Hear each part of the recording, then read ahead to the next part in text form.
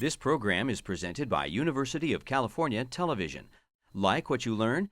Visit our website or follow us on Facebook and Twitter to keep up with the latest UCTV programs.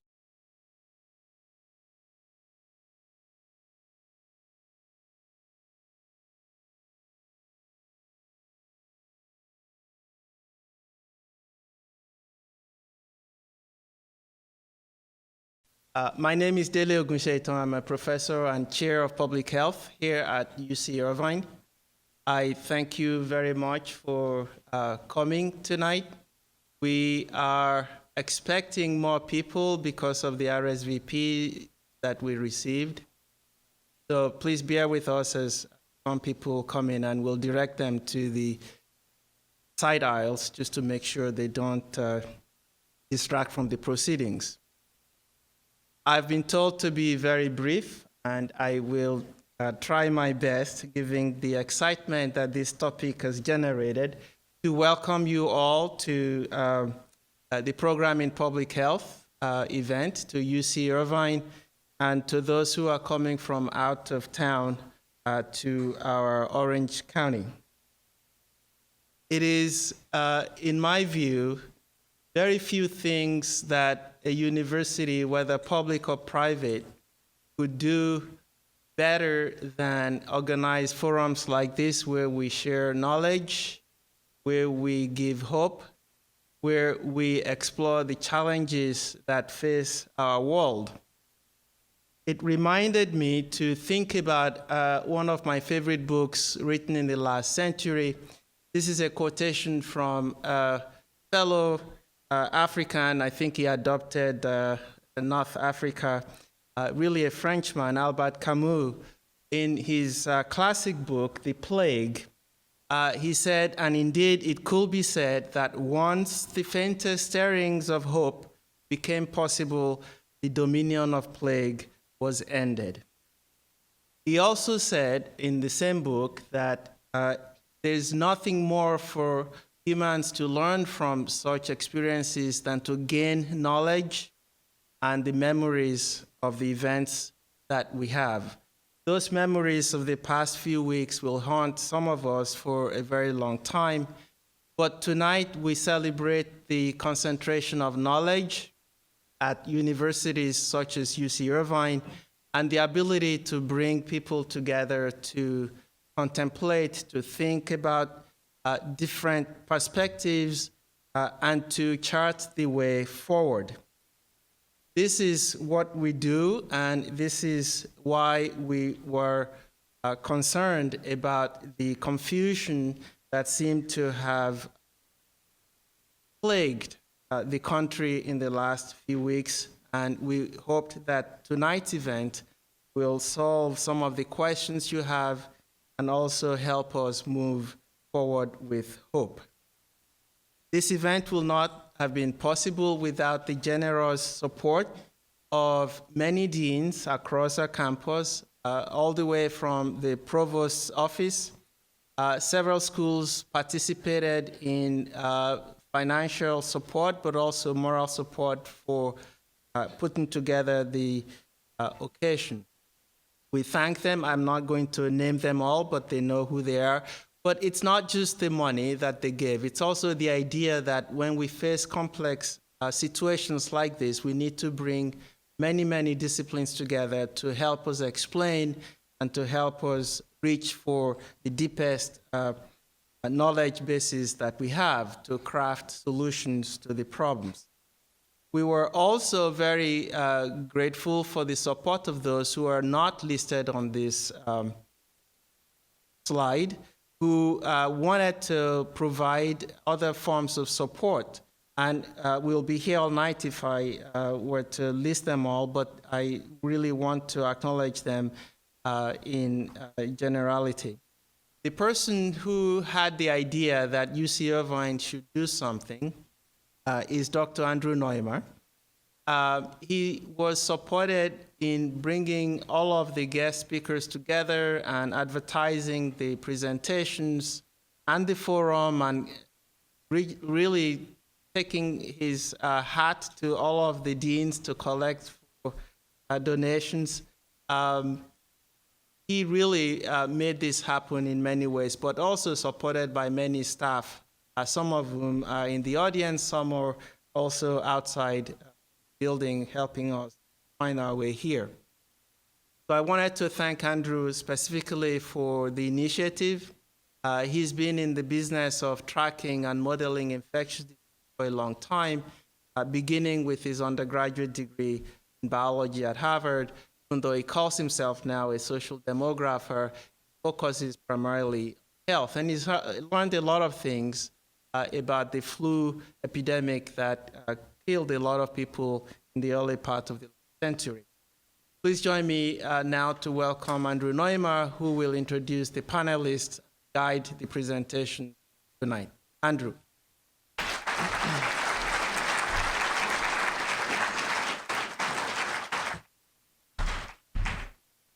Thank you, Deli, for that kind introduction. I'd like to thank you all for coming. This event wouldn't be possible without all of you here, and I'd like also to thank the sponsors, as Deli did. There is an audience also at the UCI Medical Center who's watching us over a video link, and I'd like to welcome you to the event. I'd like to remind everyone, please, to silence your mobile phones.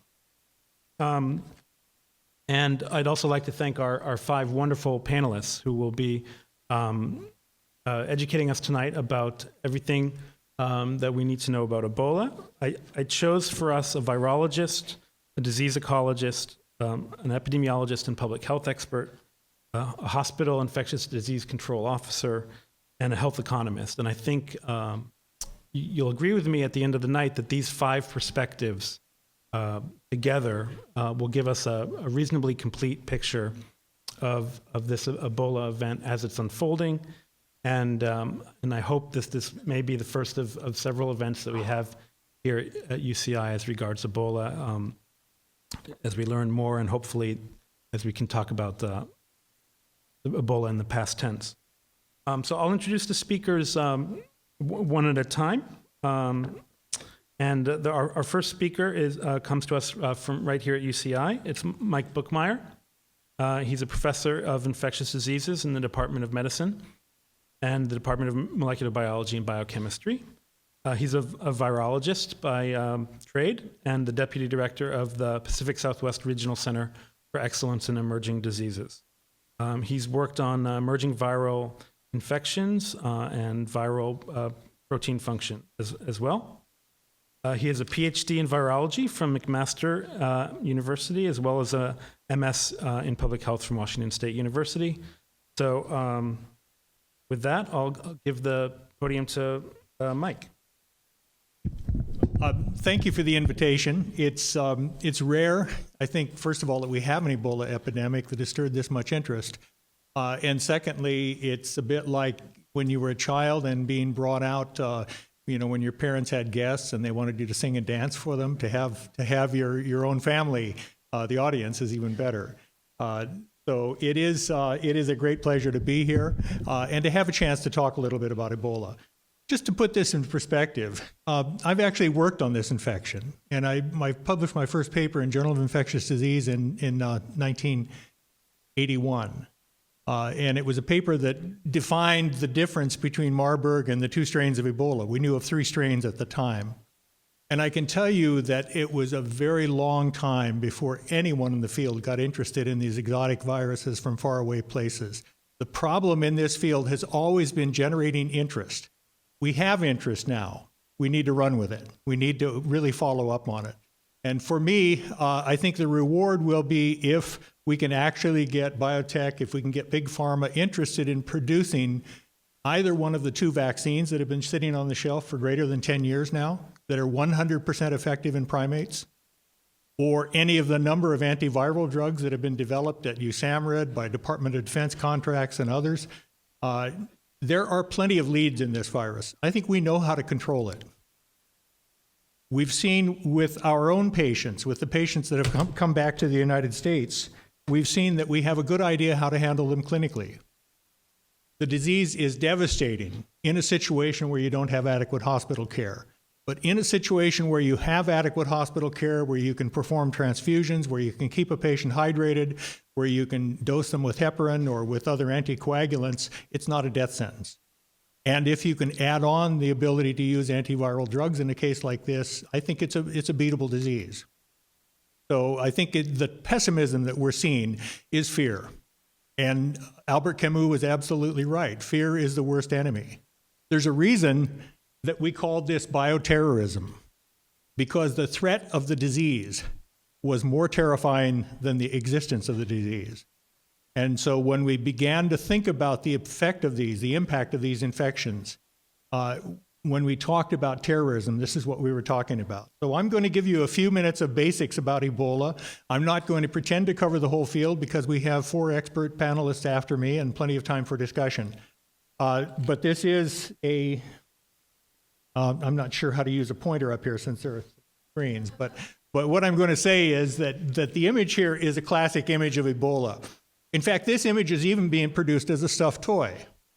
There is a company that actually sells models of viruses that are in the form of a stuffed toy, and you can buy these at conferences. You can probably buy them, in a number of swap meets around as well. And this is the image which was taken actually by Fred Murphy back in 1976 at the CDC, which is being used as the model for that stuffed toy. So it isn't all, Ebola can be warm and fuzzy. When we think about these diseases, there are 2 viruses that really are closely related, and we have to consider both of these, Marburg and Ebola. They're both hemorrhagic fever viruses. Marburg first arose in 1967 when kidneys were exported from Uganda to produce polio vaccines, and they were sent to Marburg, Germany, and to Czechoslovakia, and there were outbreaks simultaneously in both of those labs of a disease that resulted in fatalities in a number of laboratory workers. And that was called Marburg hemorrhagic fever. So that was the first indication that we had that these viruses exist. Ebola virus was discovered somewhat later in 1976 with almost simultaneous epidemics in 2 different locations, one in Mayenga in Zaire on the Ebola River, and the other in Sudan in a desert situation. So 2 very different locations. These data suggested that there were 3 different variants of these filoviruses, and one would be Marburg, Ebola Zaire, and Ebola Sudan. And that basic structure has held up. That's basically what we published in 1981, and it has held up with the addition of some additional strains that have been added in. If we think about Ebola virus, how is the virus transmitted? It's transmitted by contact. Is it a respiratory virus like influenza? Could I cough here up on the podium and infect all of you? No. It's a virus that spreads by contact with bodily fluids, contact with blood. It could conceivably spread by cough, which would be a droplet infection, but the range of those droplets is only about 6 feet. So that if you're standing more than 6 feet away, you're perfectly safe. So when we think about this, think about the details of someone going on the subway from Brooklyn into Manhattan or Brooklyn to Harlem, like this young doctor did when he got back from Doctors Without Borders. The exposure is much more limited than we make it out to be, but because we don't know, we have to err on the side of caution. And so that's understandable. The distribution of the virus is endemic in bats. It's enzootic in bats. It's a zoonosis, an infection of animals that occasionally spreads to humans. And the interesting thing about bats is they can carry this virus. Now that again is a familiar theme in virology. Most of the dangerous viruses that we deal with are enzootic viruses that emerge suddenly into a human population. If you take the 1918 flu, this is a virus of waterfowl which spread to pigs, which spread to humans. So these are zoonotic infections that spread eventually into humans. In humans, they can thrive.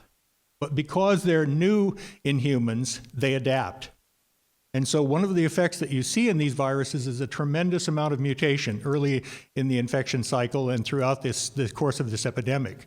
There was a wonderful paper that was just published in Science and an article about it in the New Yorker last week about work that's being done by Pardis Sabeti at the Broad Institute at Harvard, looking at the mutations that are occurring in this virus in real time.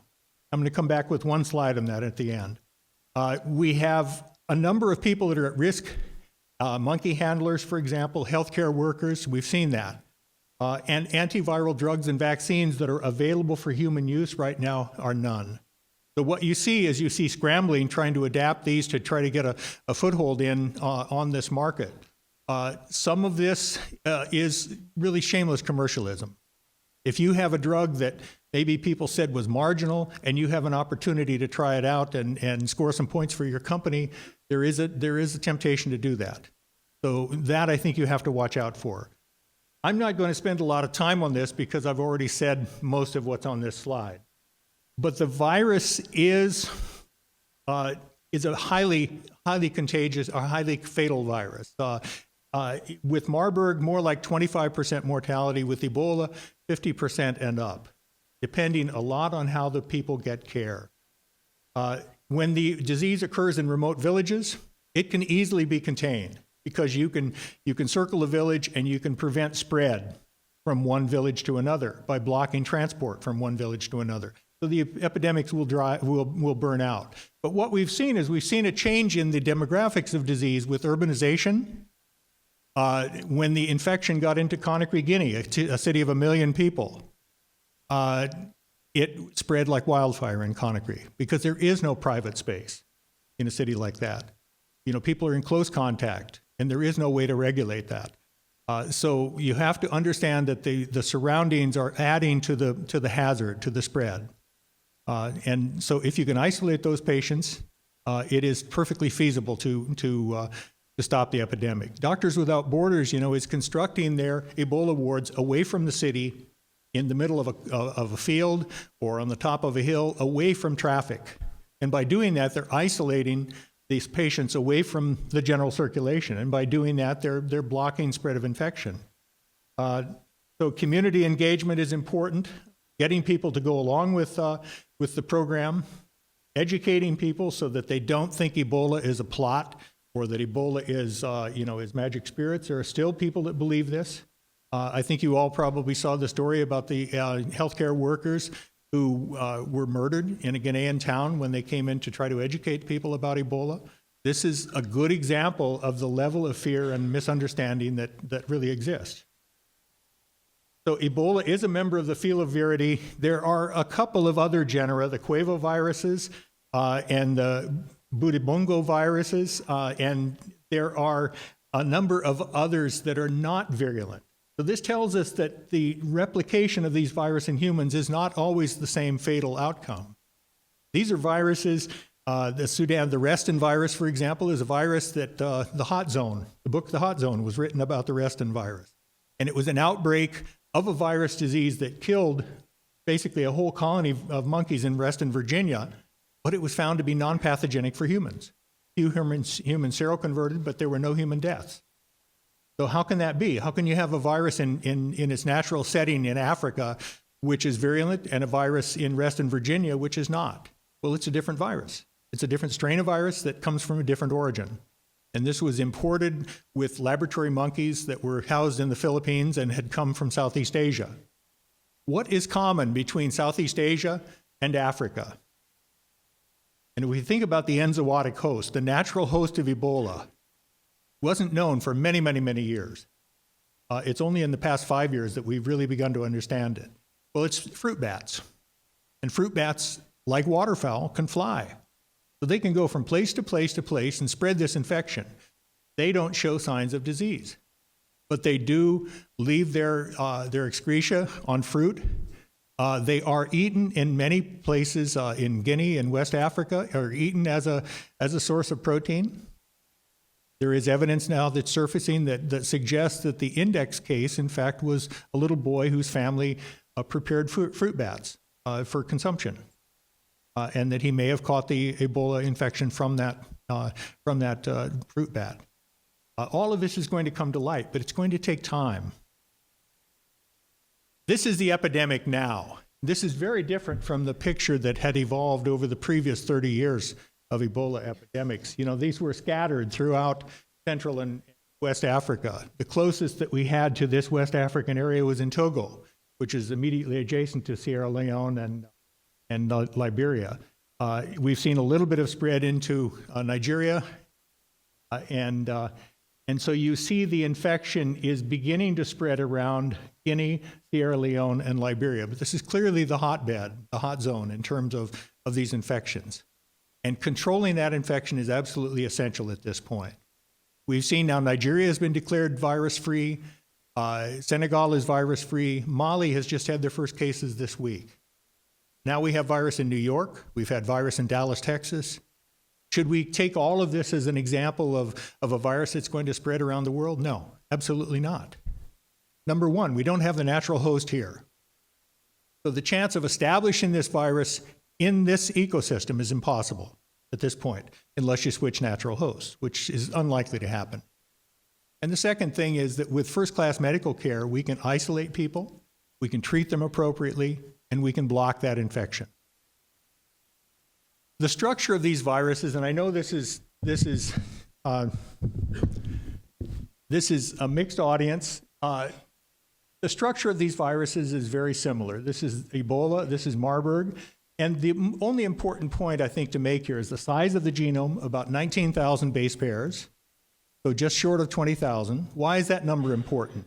Because RNA viruses replicate very rapidly, and they generate mutations in about 1 in every 10,000 replication cycles. So for each replication of this 19,000 nucleotide RNA, you would expect at least 2 mutations introduced. Multiply that times the enormous numbers of virus particles that you find in tissue, and that's a lot of mutations. And so it sets the stage for very rapid mutation away from viral drugs or an adaptation into a new host or whatever. And the second thing is that in Ebola, there is an interesting editing phase that occurs that allows the virus to produce 2 different types of glycoprotein, one of which is fixed in the virus surface, so it looks like this, and the other which is free-floating in the solution. And it's so-called soluble glycoprotein. We think that has something to do with the pathogenesis. We don't know for sure. These proteins, VP30 and VP24, are important, and that's because they're inhibitors of the immune response. So this is a virus that fights back. I'm going to go quickly to that part of the talk. This is just the replication, virus coming out of cells in these long strands, and here virus inside the cell getting ready to be assembled at the surface. These extrude out through the surface and pick up a membrane on their way out. So this is the internal core of the virus here, and this is when it comes out. You see it has the core wrapped in a lipoprotein envelope. The symptoms of Ebola, I think I'm going to leave this to George because George is really here for the clinical aspects of this. But basically, you've heard these described in the literature. But as far as Ebola virus pathogenesis goes, this is important. Pathogenesis is the way that a virus causes disease. This particular virus attacks the most essential units in the immune system, and that is the phagocytic cells that are the first responders. So it's as if this virus came in and destroyed all the firemen and policemen in Irvine and then began running rampant through the city. What happens here is that you're destroying the cells that would respond appropriately, that would generate the innate immune response, the interferon response, and then would proceed to prime the adaptive immune response. And the proteins that do this are VP24 and VP35 that inhibit that innate immune response. This is not uncommon in viruses. Many viruses have an anti-immune response component, and these viruses certainly do. So VP24 affects nuclear translocation, and VP35 affects RIG-I, 2 components of the interferon response. The S-glycoprotein may interfere with neutralizing antibody activity. So transmission of Ebola, again, I'm going to leave this to our other colleagues. And just say that these are zoonotic infections. The natural hosts are fruit bats. Infection of other species, including human and primates, occurs. And when bats are consumed, they can spread to humans. And keep in mind that we're not the only ones who are affected by this. The population of lowland gorillas has been devastated in West Africa because of Ebola virus infection. So I'm going to stop there.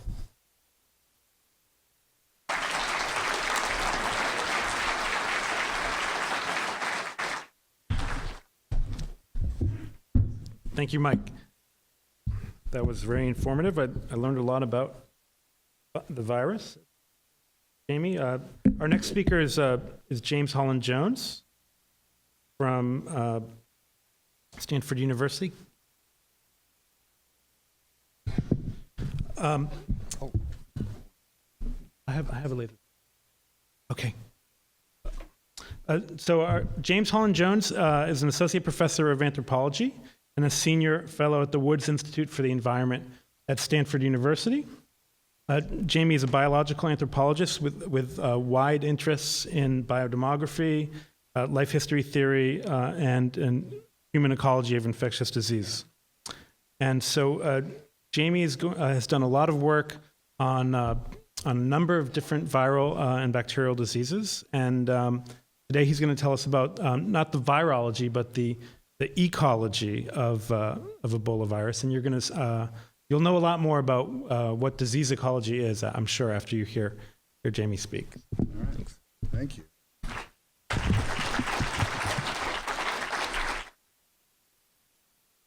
Well, thanks for having me down. An exciting event. Got 15 minutes. You're going to give me like a... I never use notes, and so that's why I forgot them over there. So I'm just going to start a timer, too. And there we go. All right. So I'm supposed to talk about Ebola ecology. I am an ecologist. I'm a biological anthropologist. I worked on primate ecology for my PhD work, but I've become more of a social scientist. Some acknowledgements, very collaborative, everything I've done. I don't have time to go through them all. But I just want to put on my social scientist hat for a second and put up this very provocative cartoon by the Portuguese cartoonist André Carrillo. And just to highlight, to remind myself to note that this current epidemic of Ebola is very much a social and political phenomenon. We're going to hear some more, I hope, about the social and political phenomena. We've already alluded to them with this idea of this panic driving the day.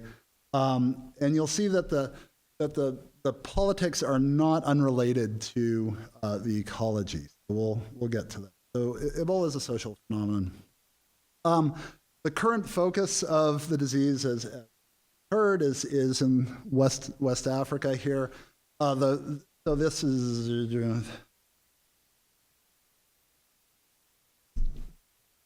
this is the country of Guinea here, and Sierra Leone and Liberia. The index case has been traced back to this spot in Guinea. In the beginning of December of 2013.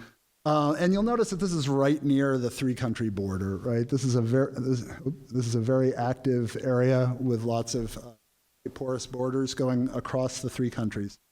So here we have the index case. The very first case is 2-year-old boy in Gekadu, Guinea. We have Guinea, Sierra Leone, and Liberia. Some work that I've been doing with my colleague in political science at Stanford, Simon Jackman, we've been trying to understand the dynamics of the disease. And when we say dynamics, we mean the sort of how the disease changes over time using mathematical models and some statistical approaches. And just to show you some of what's going on, this isn't what I'm supposed to do, but this is part of the ecology, right? This is the population ecology. In Guinea and Liberia and Sierra Leone, we have fairly distinct epidemics. This is just WHO reporting data, and it happens at irregular intervals, particularly early in the epidemic. And so that's why there are big gaps in between there. This is just whenever WHO releases data, and you can see it's growing disturbingly. What we have here is a plot of it's called the effective reproduction number. It's essentially the number of secondary cases that a single case produces. So I have Ebola, I infect how many people? I infect R sub I individuals on a given date, okay? And you'll see that this is for Guinea. Early on, we're coming close to 2. The average case would infect 2 people. And we're down to about 1.5-ish, and it's remained very constant at 1.5. Well, we need to get that below 1, right? Because this is a growth rate. If you get it below 1, it means that you're actually declining, right? You're not growing by generation of infection. We've fit some models. Our estimates say that without intervention, they're consistent with the things that we've heard from CDC and WHO. Without intervention, this curve will continue to grow, and it'll eventually plateau out somewhere up here, and it'll be about 1.4 or 1.5 million cases. That's in the absence of intervention. Okay. Okay. So we've just learned Ebola is a filovirus. They're the two major clades. We call a clade a sort of group of organisms that are more closely related to each other than they are to anything else.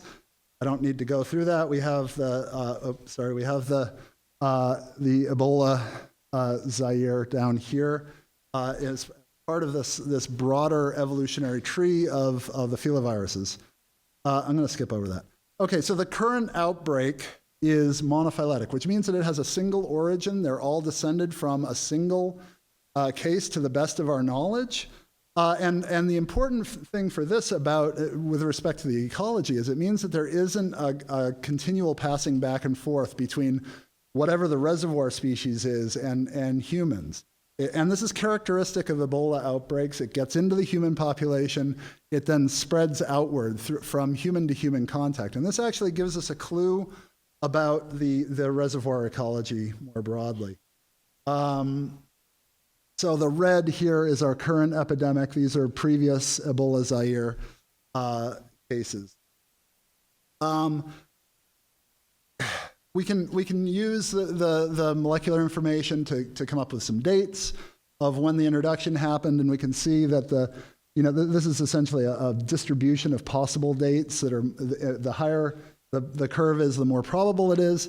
And this is for the introduction into Guinea, this darker green curve, and we can see that it's somewhere in mid-February. And we actually expect it to happen after the actual introduction, because this is when there's a random loss of these different viral strains, and so this is called the coalescent point.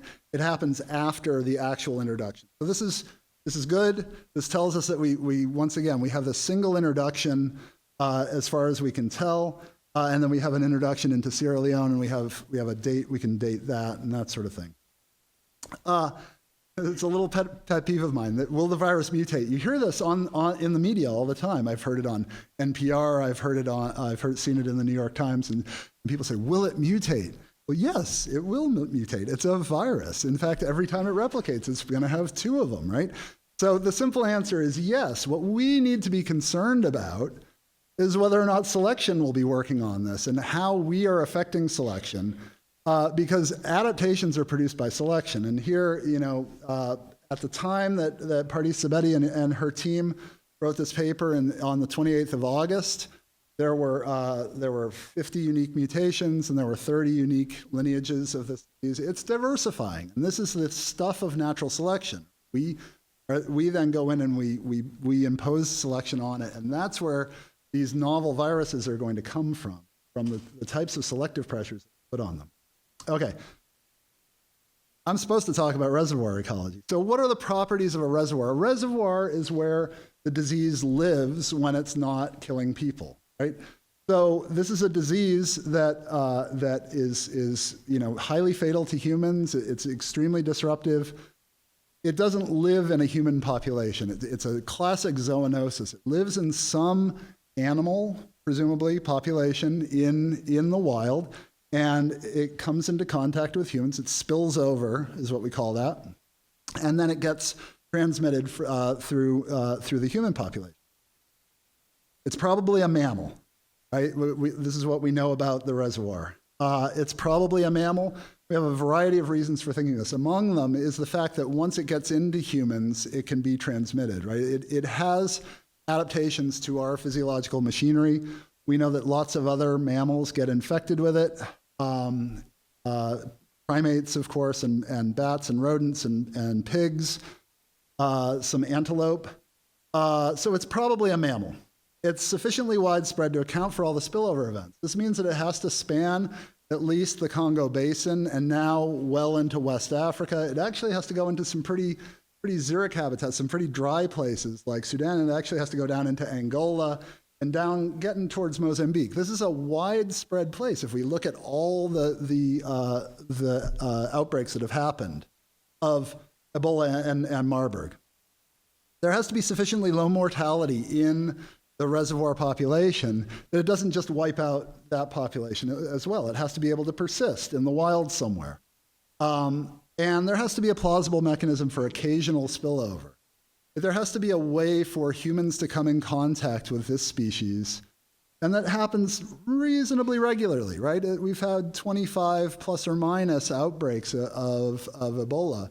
And so this happens on a fairly regular basis, but it can't be so ubiquitous that it would happen all the time. We can think of this as the Goldilocks principle. It has to be not too hot, not too cold. It has to be something that people occasionally interact with, but not too often that it would be ubiquitous. Piggott et al. Very recently have this really remarkable sort of geographic tour de force of a paper in which they lay out a probability of where the reservoir likely lives. It has to, as I said, it has to span the Congo Basin. And of course, it has to come out into the far western coast of Africa here as well. It has to go into Sudan, has to stretch down into Angola and over towards Zambia, Mozambique. What could this be? The big, there are two classes of organisms that we think of as being most likely as the reservoirs. And right now, the jury is still out. But we tend to think it's fruit bats, and there are a variety of reasons for that. These are hammer-headed fruit bats, a widely distributed species in Africa. But the other possibility is rodents, and this is a cane rat or a grass cutter, as they're called in the region. And cane rats are eaten with great gusto, right? This is good eating, and these are all hunted. Cane rats here. This one has been dried and smoked and ready for consumption, put in a stew or something. The thing about cane rats is that they're approaching commensal. They have a very close relationship with people, and they seem to violate the Goldilocks. So we're looking at bats, and so there are three species in particular. There's Francaise epauletted bat. There is trying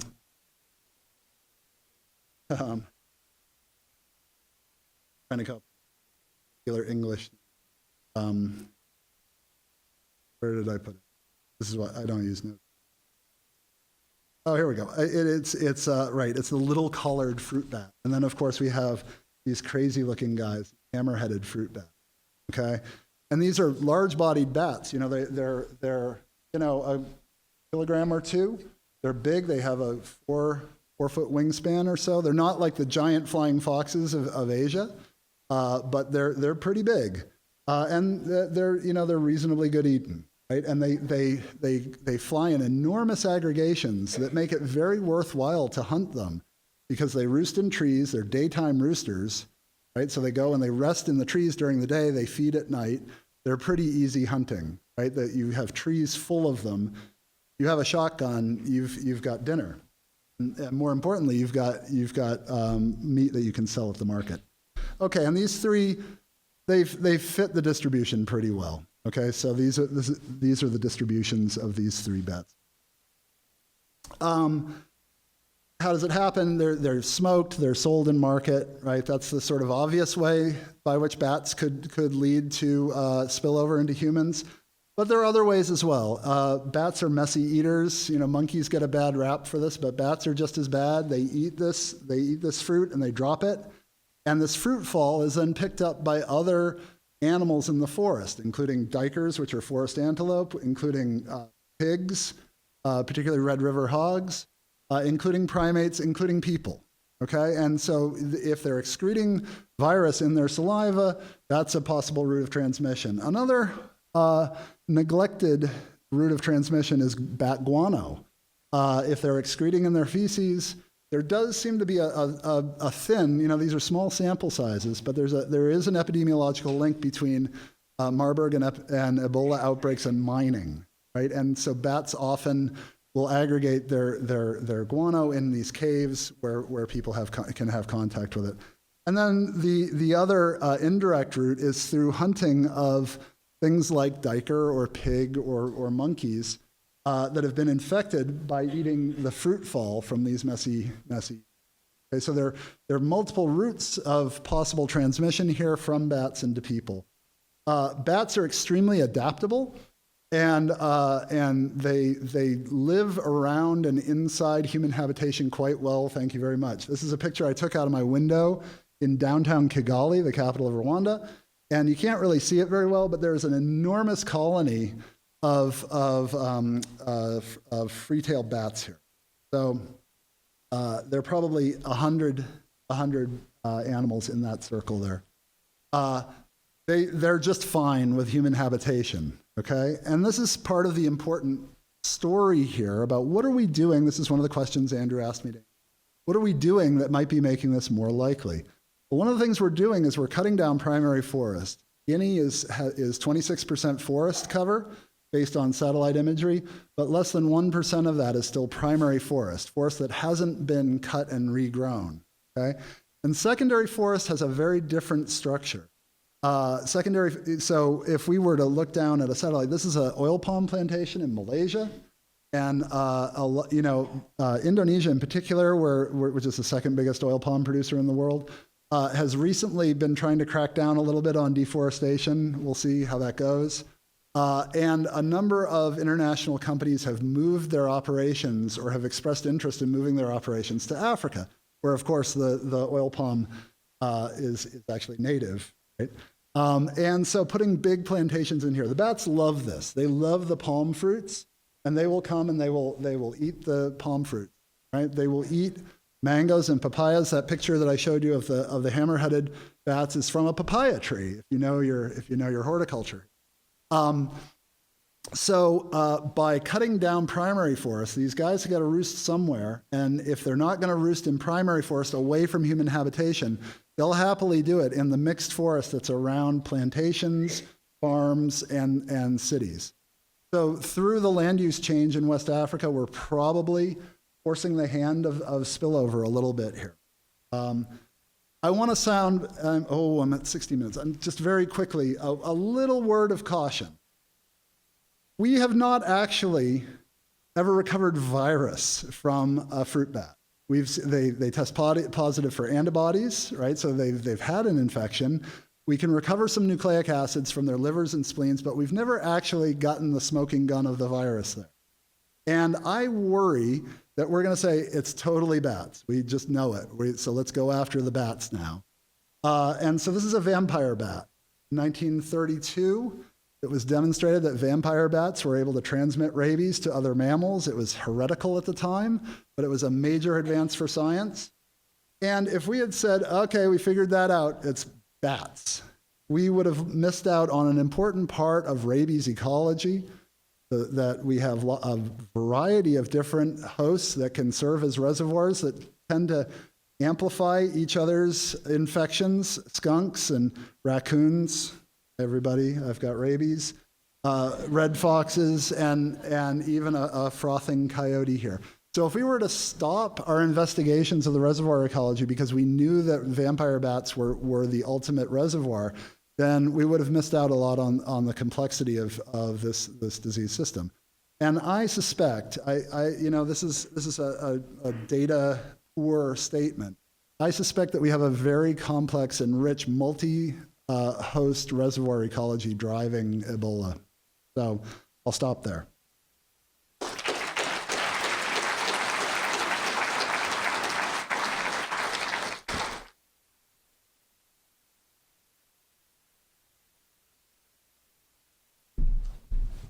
Thanks, Jamie. That was great. And I'd like to compliment you on your use of R sub T and not R naught, because you mentioned that mutation is one of your pet peeves. And as some of my students are in the audience, they know that one of my mutations is calling everything R naught.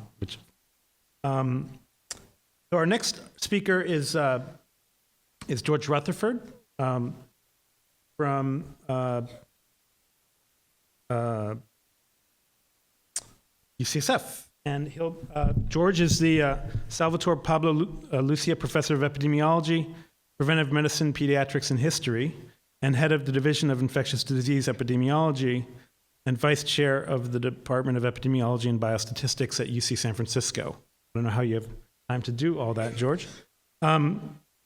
George is an infectious disease physician and an epidemiologist. He's worked with the WHO, the former state epidemiologist of California, and he's worked with on so many different diseases in so many different settings. He's really an expert on everything in infectious disease, and he received his MD from Duke University and his undergraduate from Stanford, I believe, and he's going to tell us about epidemiology and control in West Africa. So thank you very much.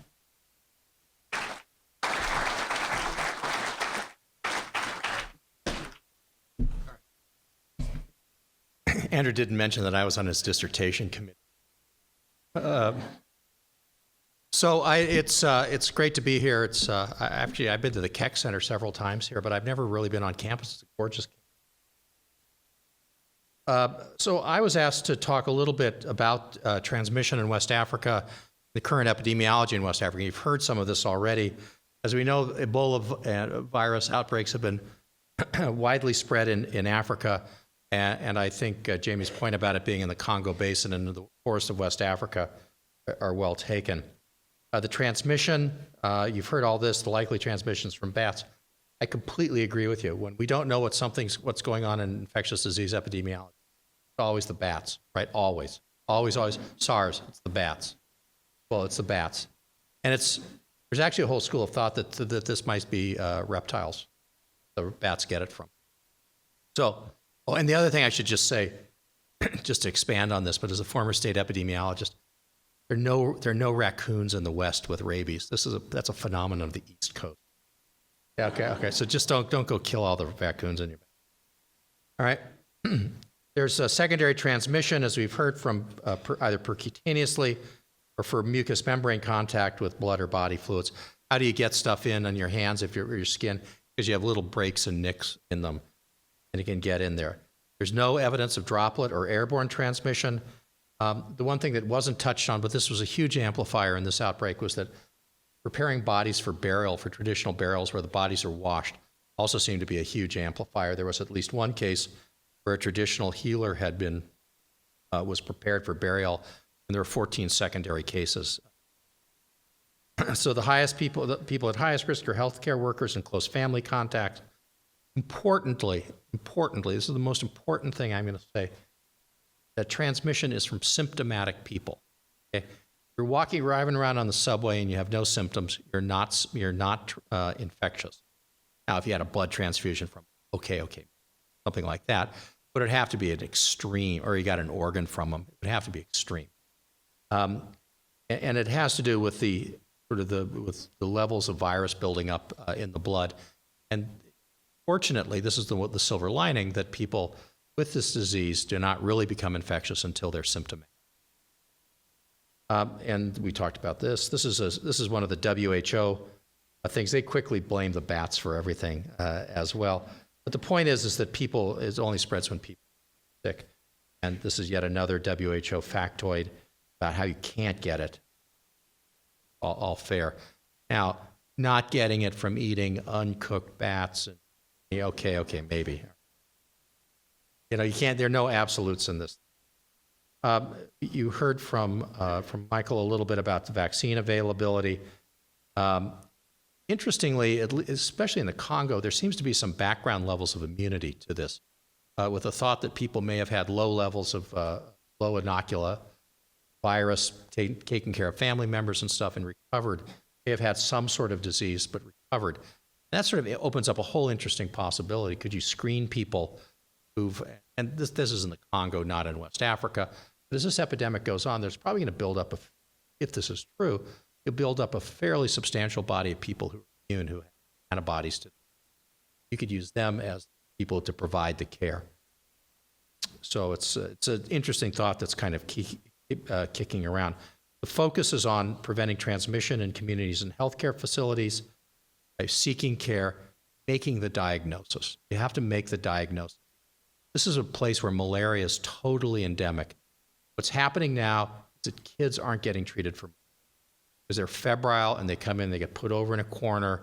You go through all the Ebola magic of trying to figure out if they're antigenic Ebola, and their malaria is not getting, which is a real mess, not to mention their typhoid. And then then their barrier precautions, and we'll talk about that, isolation, and then this other issues around safe burial practices. Important thing you heard about R sub naught or sub T, give you that one. And this is what it looks over here. I'm looking at this thing that's circled. If you're hospitalized and they're doing it right, about 1 in 8 healthcare workers will be relatively right. About for every 8 cases, 1 healthcare worker will be infected. If you're doing it right at home, for every, say, 6 cases, there'll be 1 family member infected. If you're not doing it right at home, which is largely what's going on now, you'll have 1.8 infections for every 1 case.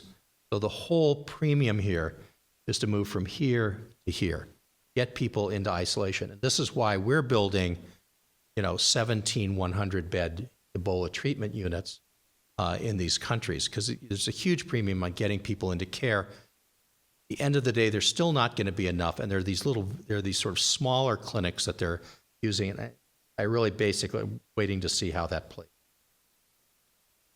So the basic infection control, this is from the WHO's manual about how to treat viral hemorrhagic fevers, which there are several different types in Africa, and they go beyond the filovirus. Basically trying to identify, isolate patients, protective clothing, disinfection of non-disposable supplies like the boots that people wear, safe waste disposal, and this was a huge issue in Atlanta. The person who handled the waste for Emory Hospital wouldn't take it away. They had 3 containers worth, tractor containers worth of waste which had to be burned before anybody would take it away. And then again, cremating bodies and not washing. What's really happening now, because cremation is so culturally averse in this area, that people are they get heavily disinfected with bleach and then buried in shrouds. The business I think this is a really revealing comment. This is from a recent editorial in the New England Journal of Medicine that was written by a nurse who was actually one of the people doing humanitarian aid there. PPE is personal protective equipment. This is the suit they all wear. No one should wear the PPE for longer than 40 minutes. It's unbearable for any longer than that, but it's easy to lose track of time. We have to monitor our colleagues. The process starts in the dressing room where getting into the PPE takes about 5 minutes. We have a designated dresser, kind of like actor, responsible solely for making sure that we are wearing our equipment properly and not a square millimeter of skin is exposed. In case 1 layer is accidentally perforated, we wear 2 pairs of gloves. Most people are now wearing 3, by the way. 2 masks and a heavy apron on top of our full body overalls. When we exit the isolation area, we're sprayed down with chlorine solution and peel off the PPE layer by layer. Some of the equipment, goggles, aprons, boots, thick gloves, can be sterilized and used again. Everything else, overalls, masks, head cover, burned. There's a huge problem with heat illness in healthcare workers in these countries. So they have to rotate because they're so hot. This stuff is so constrictive because you don't want it, it's impermeable, right? It doesn't do you any good to have an air conditioning going through you. They've really had to shorten the times that people are doing it. So the current outbreak, as you heard, with the first case in Guinea, in a 2-year-old with rapid spread to Conakry capital and to Liberia and Sierra Leone. I will point out, everybody says Guinea like everybody knows exactly where that is. There are actually 4 countries with the name Guinea in it. So there's right next door, this guy, oops, I got it on the next slide. Right next door is Guinea-Bissau, and Bissau is just the name of the capital. This was the Portuguese Guinea. There's Equatorial Guinea, which is down in the Gulf of Bight of Benin, in the sort of armpit of Africa. It goes down, and it's the only country in Africa where people speak Spanish. I tell this to my students all the time. They want to do global health and they're learning Spanish. I said, okay, here's the story. There's one country. And then there's Papua New Guinea too. So just be easy. So I just want to point out this was the former French Guinea. That's why the French are sort of mixed up. Well, it started here in this this town of Guecadu. That was the market town, and then spread across into these into borders. Currently, this was as of last Saturday. There have been about 10,000 cases. The thought is that there only about 40% of the cases are reported. So you can multiply this by about 2.5, come up with the right number. There have been additional cases in other parts of the world. In Nigeria, there were 18 cases with 3 generations of transmission from somebody who had the money to get out of, I think it was Liberia, and go to Lagos for care. There have been 8 cases in Europe. There was 7 were in evacuees, and 1 was a nosocomial. Nosocomial means in the hospital. Nosocomial transmission to a nurse in Madrid. In the U.S., we've had 9 cases, 5 in evacuees, people who are pulled out. 2 in travelers, I'll call them, the guy in Dallas and the doctor in New York, and then 2 secondary nosocomial transmissions to nurses in Dallas. In Senegal, there was a single case in a traveler who made it to Dakar, which is kind of, in that map, it's sort of up and around the corner. And then there's been a single case in a child in Mali, which is the country sort of right behind all these. But overall, you can see that these countries have been variously affected, and the case fatality rate is about 50%. Right? So you've seen this slide already. This is where it's most active right now, and Mali is back here. It's this guy back here. So Côte d'Ivoire is a great big population center in Abidjan. That's a concern. Here in Senegal, that's up here, there's a large population center in Dakar. So that's of concern as well. You look at the epidemic curves, which you saw already. This is a little bit earlier in this year, but you can see these rapid rises in Liberia and Sierra Leone. Interestingly, when this happened, this little plateau here that was happening in Guinea was interpreted favorably, that something was actually stopping. What it was people were keeping their relatives out of hospitals, afraid to go. And this shows you what happened in Nigeria. From a single case that came in, there was these different waves of transmission, eventually ending up with 3 generations of spread. Lagos is arguably the largest city in Africa. So keeping it under control there, it was a huge, big deal. Again, how many patients are there outside of West Africa? I went through the numbers for you. And in the United States, we've had 9 cases, 5 in people who were brought here specifically, 2 in travelers, and 2 in 2 domestic transmissions. For those 5 have recovered, 3 are in treatment. You heard this already, that this represents a single introduction with human-to-human spread. That's sort of the basic epidemiology. Now, I'm going to talk about West Africa. Afterwards, I'm happy to Shruti to answer. I'm delighted to do this. We'll get up and answer all the questions about what the U.S. is doing. But just to talk about West Africa, how do you contain Ebola? You contain it by diagnosing people and isolating. And if you find out people have been contacts of those people, and especially people who might have been in very close contact, so we're talking about people who slept in the same bed, people who ate from the same, it's really close contact. It's not like, looking at you across the audience. Close contact. You'd remember. That they get quarantined. Now, this is an important distinction because these words are used interchangeably and they're not interchangeable.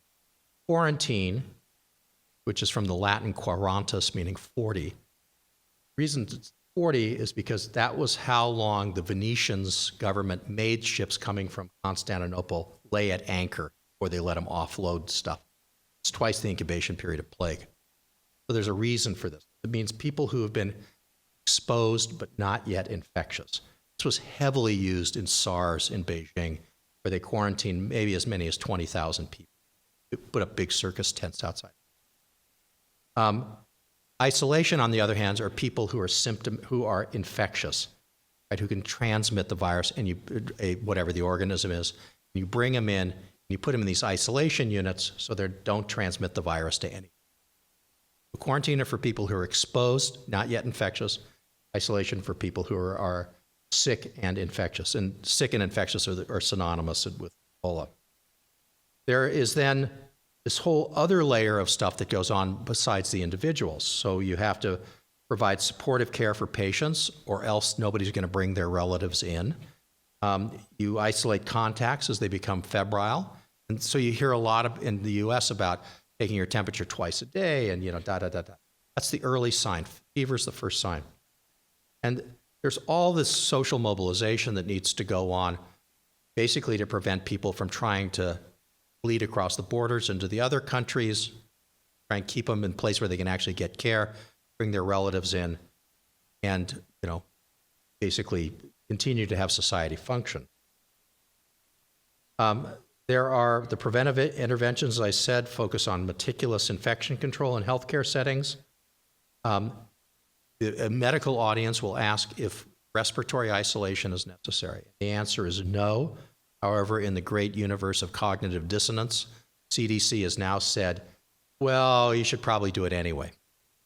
And the reason is that respiratory, when you put somebody, a healthcare worker, puts the stuff on for respiratory precaution, they're able to, that takes a lot longer. So it's not sort of one of the things where if somebody starts to vomit blood or cough or create these huge aerosols from being intubated, or these are intensive care.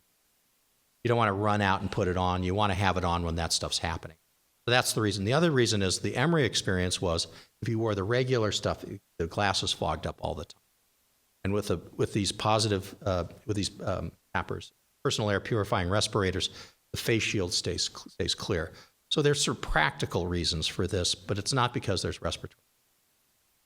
Okay? Changing funeral practices and avoid bushmeat. You saw the bushmeat market, and contact with bats.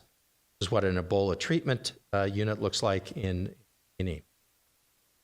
So what are the responses? So the responses have focused largely around getting enough care so that people can be isolated and cared for. And with an emphasis both on isolation and on clinical care. There are Ebola treatment units with up to 100 beds, and the U.S. Department of Defense is building, this is like the construction brigades, are building these right now.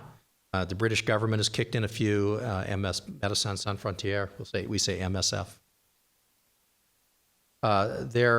They've also put up several of these. This is something that's kind of ongoing. Now, kind of controversially, even at the height of even if when all this stuff gets built, and if it gets staffed, which is another issue, it's not going to be enough. And so then the questions are, well, what do you do with everybody else who's sick? Well, you have two choices. One is you can bring them into home and can give these sort of home isolation kits, which is what MSF has been doing, which probably really don't work very well. Or you could set up these sort of smaller isolation units, which are called Ebola care units, that have 8 to 10 beds, but really don't have ICU capacity. So for instance, they're not starting IVs. So it's oral rehydration, which, this is not, this is a real experiment going on, not called that. So it's tough. What are you going to do with everybody else? The huge, overwhelming need is for healthcare work. And we are, our chancellor at UCSF sent out a policy statement last week that said, you're welcome to go. We're not going to let any trainees go. If you go, you're on good luck. Your insurance doesn't work. Kind of keeps. But for the faculty and for the staff, especially the nursing staff, we say this is an important humanitarian mission. You want to do this. You have our full support.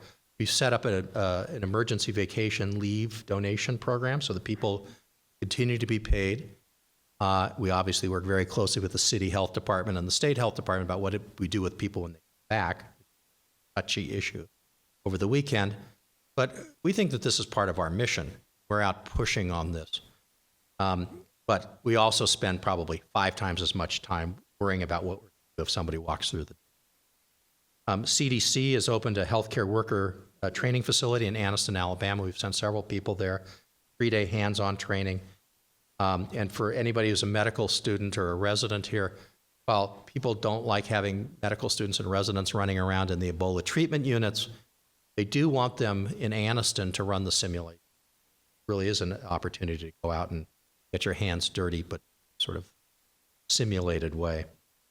And then, as I said earlier, there is this background of immunity, and it's, what do you do with these? Once people have recovered, they really are. They're the perfect healthcare workers. They're bulletproof, presumably. So the projections, as you heard, are that there'll be 20,000 cumulative cases. This is WHO's 20,000 cumulative cases by early November, which is probably about right. CDC has a best case and worst case scenario, and it's the worst case scenario that you always hear, which is the 1.4 million cumulative cases by the 20th of January. Now, in the various simulations that have been run, the tipping point is if you can get 70% of people into isolation.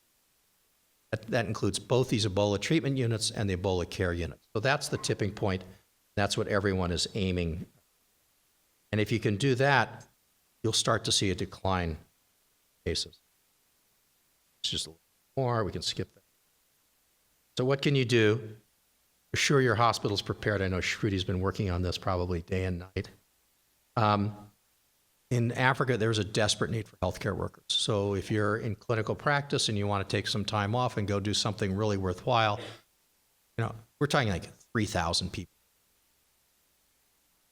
There's also needs for disposable equipment and personal protective equipment, but that's really going to kind of come from government. There's some mass purchasing. We've been talking with the UC system-wide people in Oakland about or through the UCSF procurement office about discounting. Maybe that's something we can help with. And I think not to be underestimated is the economy of these countries. And they're not people to harvest the crops, and they're going to have serious food shortage. So that's something else that has to be. The voluntary organizations have been huge in this. Médecins Sans Frontières, International Medical Corps, Partners in Health, a whole bunch of different things. The Cubans have sent, several hundred doctors and nurses, which they do all the time. So that's really good. And it's, that's the big things. That's what's really needed. So if you're interested in training, if you're interested in going, you got to get the CDC training. Got to. Or else you'll be on CNN. And find somebody who's working on site to work with. Do not go on your own. And there's actually USAID has a website I listed here to volunteer and sign up with these. This is basically one-stop shopping, funnel everybody into the voluntary organizations. Right now, they're only looking for people who can do physicians, nurses, respiratory therapists, plus minus, laboratory work, because they need people to run the labs for all this stuff. And then get your hospital prepared, which Thank you.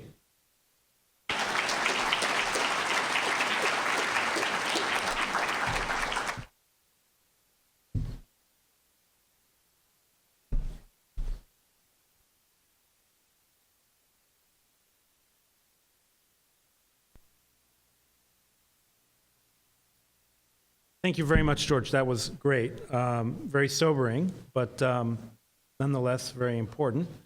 And you asked the question, is your hospital prepared? And we have the perfect person to answer that question.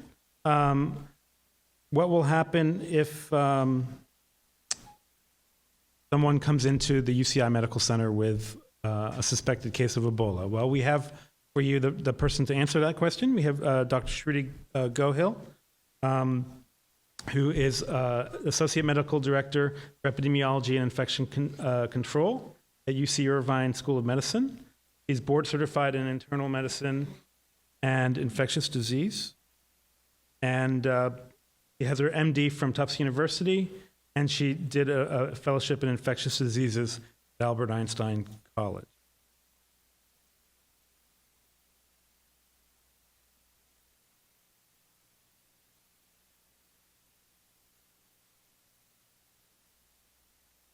You need to get right up on. All right, sure will. Okay, everybody.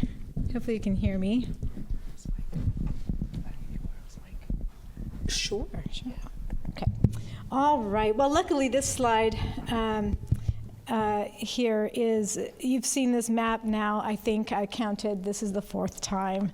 So good thing this slide isn't working well as opposed to the other one. So the one point I wanted to make, Dr. Rutherford gave a wonderful summary about the statistics here in the United States, and a couple points I wanted to make. You can't read it so well, but if you look at the number of healthcare worker cases we have had, excuse me, oh no, look at that. How do I go back up there? Oh, good. Okay. All right, if you look at the number of healthcare worker cases, we've had 2 healthcare worker cases from the patient in Texas with Thomas Duncan. And 2 amongst the people who cared, the healthcare workers who cared for that patient, the initial number being those who had very close contact, 16%. If you take that denominator and span it out further with all healthcare workers involved in the care of the patient, it actually becomes 4%. And this is at a hospital that did not have, wasn't expecting Ebola, that did not have all of the currently recommended CDC guidance in place. Okay, so that's one point I want to make. The other is that, the symptomatic patient who was sent home from Texas, Mr. Duncan, was symptomatic. He was symptomatic for 4 whole days with people in close contact within the apartment. And we're now well past 21 days after they were all exposed, and none of them became ill. Okay, speaks to the issue, the fundamental issue of this thing being highly infectious, but not so much contagious. Okay, it's a small distinction but it's a very important one. Okay, so preparedness in the United States, there are 4 biocontainment units nationally. Biocontainment unit designation is a very important designation. These units are specifically equipped to care for Ebola patients, right? They have personnel that have been trained for decades. They have equipment, specialized equipment. They have processes and protocols. They know how to handle these patients. They've been drilling, and if you look at the patients that they have taken care of over the last several decades with this outbreak and the others, we've had no conversions, right? No Ebola transmissions in these biocontainment units. So the importance there is to note that it can be done. We can do this, okay? We can do these in the hospitals. So now, after Texas happened, of course, we've got the hospitals without specialized units, right? That are being asked to suddenly upgrade all of our protocols for infection prevention, having to do specifically with the transmission of Ebola virus. And hospitals are at various stages of preparedness. This is an unprecedented outbreak, and in these unprecedented times, the CDC has released evolving guidance on what hospitals are supposed to do. And it will continue, I'm sure, to evolve. Particularly, for example, we're waiting for guidance on how to handle infection control issues in the outpatient facility. So there are centers being designated nationwide. We've got several in New York, some in the Midwest, and of course now in California. So a word on healthcare worker transmission. The number of healthcare workers, the last I looked, of course this number changes all the time, the number of healthcare workers acquiring Ebola worldwide, I told you about US statistics, but this particular statistic worldwide is 425, the number who have died 236. Now many, if not most of these healthcare workers were workers in endemic areas who did not have access to adequate personal protective equipment or adequate infection prevention control protocols. It's very important to note, despite the media and the hysteria that is somewhat understandable when you're looking at some of these statistics and what's happening out there in West Africa, it's very important to note that this is the context of healthcare worker transmission. These are the numbers that we know. We don't really know the acquisition rates in industrialized nations. Well, healthcare workers face specific challenges, right? We have potential exposure to large volume of bodily fluids. close and extended patient contact time. And of course, invasive procedures, right? The exposure is heightened by potential invasive exposures. And Dr. Rutherford mentioned the aerosol generating procedures in particular, like intubation, pose a particular hazard and has a theoretical risk of airborne transmission. So controlling healthcare worker transmission, is it preventable? It absolutely is preventable. And as I mentioned, the other facilities that have taken care of patients and have known how to do that have done it in a way that has disallowed transmission. It absolutely requires meticulous adherence to infection prevention practices, right? So personal protective equipment is fully protective. It's not, the concentration on the gear has been really intense in the media, understandably. But it's not what it is that's covering you. It's actually avoiding breach and contaminating yourself when you're trying to remove that gear. And minimizing exposures, of course, limiting the number of personnel, limiting the number of procedures. All of these greatly impact the way in which healthcare workers interact with the patient and how they actually ultimately care for the patient. Hospital isolation precautions, we have many isolation precautions that have been in place for decades. We have standard, contact, droplet, and then with Ebola, we have eye protection that's recommended, and then airborne isolation, the practicalities of that Dr. Rutherford elegantly mentioned. But my point here, actually, with this slide is only one, which is that we know how to, as healthcare workers, use personal protective equipment. Ebola is sort of another level of that, but we know how to garb up with some of the basic principles involved in contact and droplet protection, so that at least the concepts are there, the mechanisms are there. We just have to upgrade and upscale and train. So what do I mean by personal protective equipment? So again, CDC guidance has been evolving, and as near as just 1 week ago, they released updated inpatient guidance for personal protective equipment. And the overall sort of notion was no skin should be exposed. We have here, this is a picture actually of what is being used in New York right now. You can see an N95 respirator, or powered air purifying respirator, hair cap, face shield, water-resistant mid-calf shoe covers, water-resistant gown and suit. This one happens to be a surgical one. Again, a garb that we used for surgery. And we've got double gloves, top long gloves secured over sleeves, and a hood to cover the neck area. So avoiding exposures is the key. PPE is fully protective when used correctly. The acquisition risk is highest when you're removing contaminated personal protective equipment. And the key principles to avoiding a breach between what's on you and when you take that off is really in the coaching. So as Dr. Rutherford mentioned, in the international community, they practice very much the issue of donning and doffing your PPE. And here as well, putting on, so donning your PPE in the correct sequence. You got to put it on right, so when you get it off, you can get it off in the right sequence, right? Taking it off, and that's what we call doffing.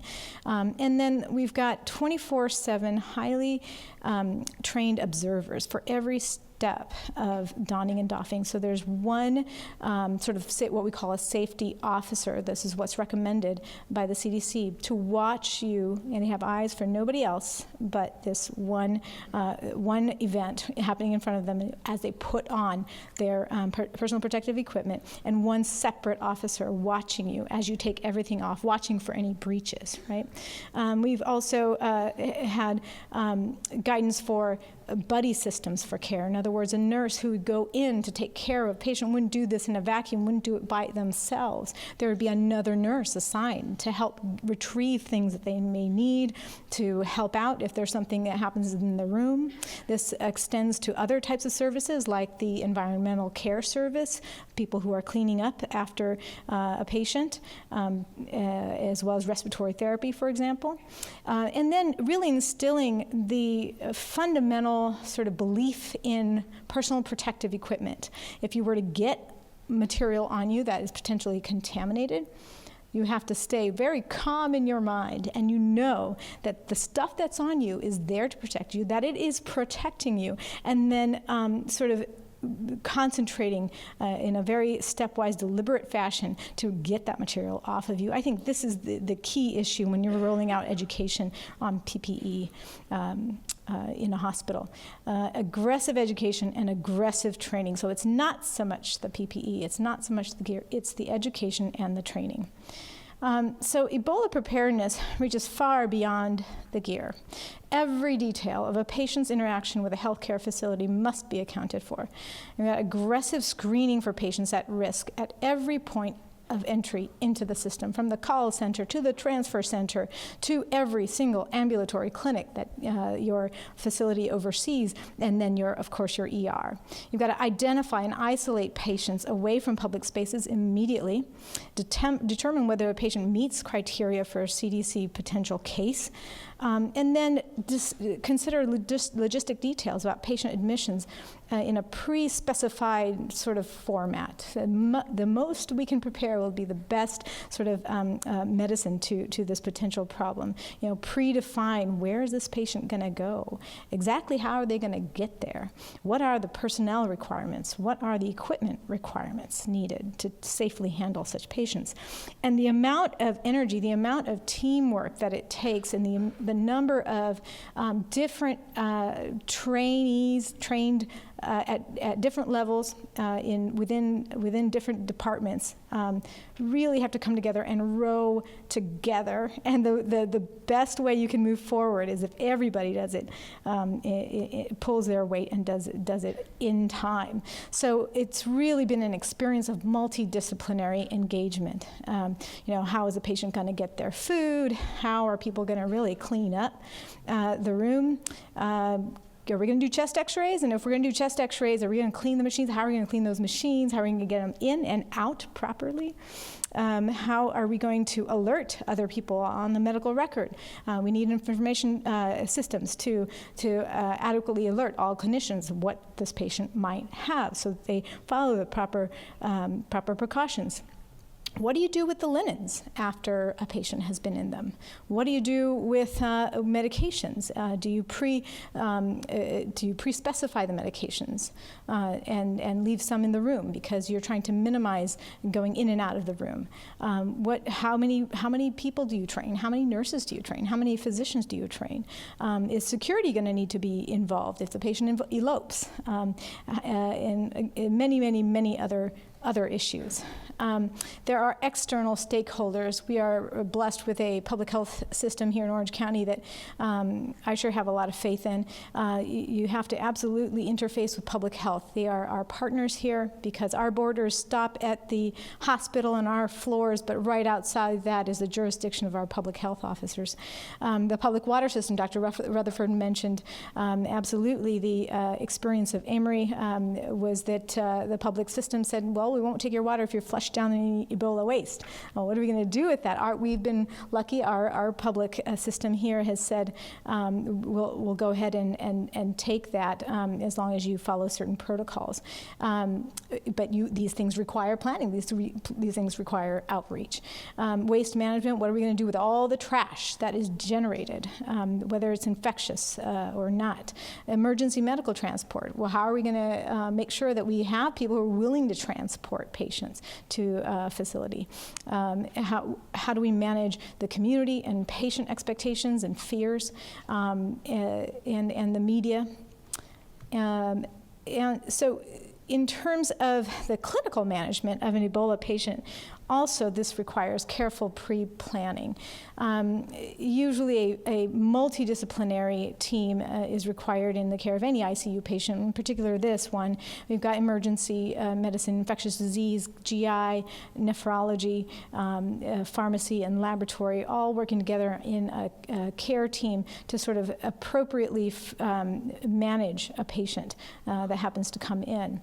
And key issues include things like IV fluid. Do we have enough IV fluids? There was, at least at some point, a national shortage on IV fluids. How do we make sure we've got enough for an Ebola patient who might need 10 to 20 liters a day of this stuff? Oral rehydration, do we have enough? Do we keep in stock? What's the PAR level? And then required procedures and many other things. So the other thing that many people will say who are involved in disaster preparedness is that among all the things that you do, it's the communication that really can sink you if you don't do a good job there. So internally, you've got to communicate to your staff, obviously your clinicians, your MDs and RNs, and other workers, your EVS staff, patients. How do you make sure that patients feel comfortable coming to your hospital because you have an Ebola patient? External people as well, insurers, unions, patients, and of course the media. These are all high important stakeholders. And I just want to put forward to you all that, I won't say it's the same problem, but it's a similar problem. I think you all have touched on, the other speakers have touched on this. It's a similar problem. It's just a different day. We've done this. We've done this again and again and again. We've beat, plague after plague with pain, but done it.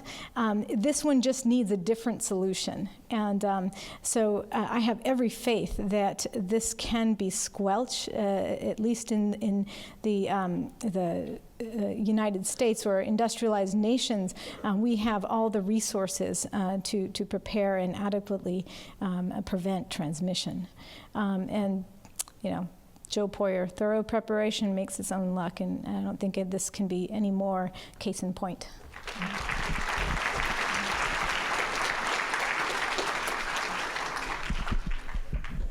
Excuse me. Thank you, Shruti.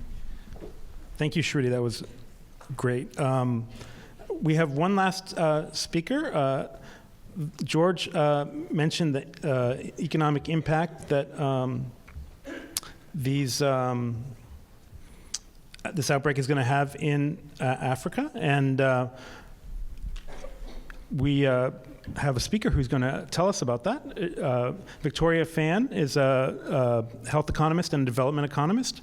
She's an assistant professor in the Department of Public Health Sciences at the University of Hawaii at Manoa. And she's a health economist and research fellow also at the Center for Global Development in Washington, D.C.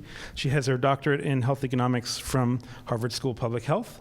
And after Victoria's done, we'll have the entire panel up here to answer your questions. So without further ado, here's Victoria. Thank you very much, Andrew. Pleasure to be here. It's been a long evening, and such tremendous speakers and a distinguished panel. So I've been asked to speak about the economics of Ebola, and I'll just quickly go through a couple of points. First is give you some development context, how poor these countries are. I'm going to move forward with making the economic case for Ebola control in these countries, and I'm going to give you a policy sampler of what we can do to do next. So very quickly, the development context in these three countries, which we've already seen the maps for, they're really small. They're smaller than even greater LA. And they're also really fragile. They've just, in the case of Liberia and Sierra Leone, they're just emerging from conflict. Long civil wars, hundreds and thousands of people killed, and historically among the largest declines in GDP ever seen. So in Liberia, 91% decline in GDP and 42% in Sierra Leone. And their peace is still very fragile, just a little bit more than a decade long. And not only have they gone through these civil wars, they're among the world's poorest countries in terms of GDP per capita. So we know in the United States, mean average per capita income is about $52,000, but in these countries, it's just a few $100s per person per year. So for every American salary, we've got about 141 Liberians. Or to put it differently, the weekly U.S. GDP per capita is $1,000. That's still, just on a weekly level, still much more than what these people earn on a yearly basis. But there is some hope. These African countries are growing quickly economically.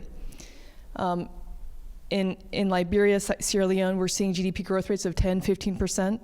And in the neighboring West African countries as well, they're all growing very quickly.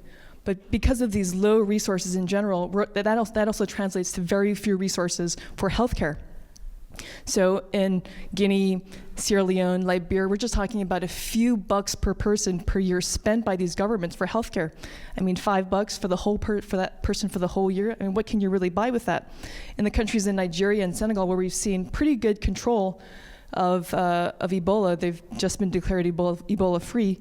In these two countries, they're even twice or even 3 times that of the poorest countries in Guinea in terms of health spending.